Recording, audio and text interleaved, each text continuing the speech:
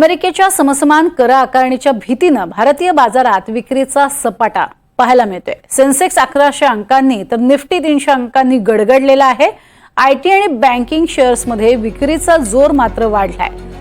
अमेरिकेच्या समसमान कर आकारणीच्या भीतीनेच भारतीय बाजारात विक्रीचा सपाटा सुरू झालेला पाहायला मिळतोय। अधिक माहिती घेऊयात, निनाद झारे आमचे प्रतिनिधी आपल्या सोबत आहेत। निनाद, काय नेमकं सध्या घडतंय शेअर मार्केटमध्ये? हा ट्रेंड का पाहायला मिळतोय? दोन गोष्टी आहेत। एक तर आपला काल बाजार बंद होता, त्याचा एक परिणाम आहे। काल जागतिक बाजारात अमेरिकेने जे समसमान कराचं म्हणजे रेसिप्रोकल टेरिफचं जे धोरण अवलंबलेलं आहे त्याचे परिणाम जागतिक आणि आशियाई बाजारात प्रामुख्याने बघायला मिळाले। चीन, जपान, शांघाय, हाँगकाँग हे सगळे बाजार काल कोसळलेले होते। त्याचा परिणाम आज भारतीय बाजारात पण बघायला मिळाला। काल आपला बाजार बंद असल्यामुळे त्याचा परिणाम दिसला नाही, त्याचा आज परिणाम दिसतोय।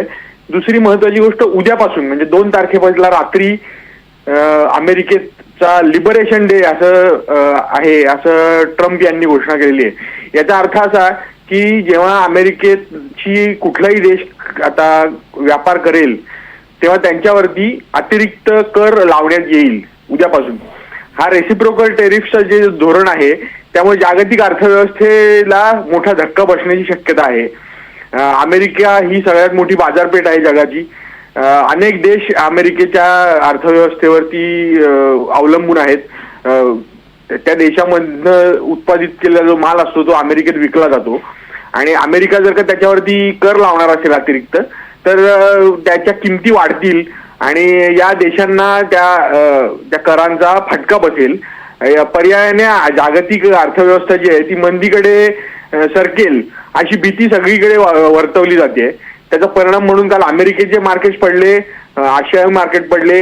आता त्याचे पडसाद आज भारतीय बाजारात सुद्धा दिसत आहेत।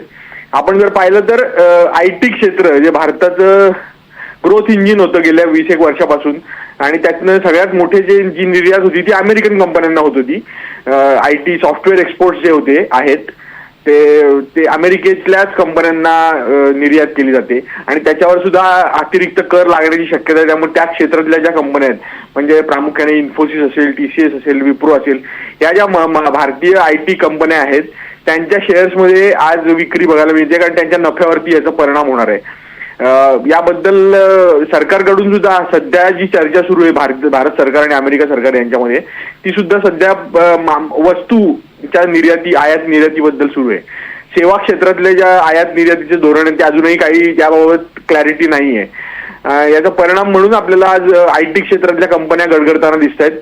आणि दुसरं म्हणजे महत्वाचं म्हणजे गेल्या 2-3 आठवड्यांमध्ये बँकिंग क्षेत्रातले जे शेअर्स होते म्हणजे ICICI बँक, खासगी बँका ज्या होत्या त्या, सरकारी बँका ज्या होत्या त्या, या सगळ्यांचे शेअर्स गेल्या काही दिवसांमध्ये वाढले होते। तिथेच नफा वसुली व्हायला सुरुवात झाली आहे। त्याचा एकत्रित परिणाम म्हणून सेन्सेक्स साधारण 1100 पॉईंट घसरलाय आणि निफ्टी साधारण 300 पॉईंट घसरलेला आहे। नक्कीच तुर्तास धन्यवाद या संपूर्ण माहितीसाठी निनाद।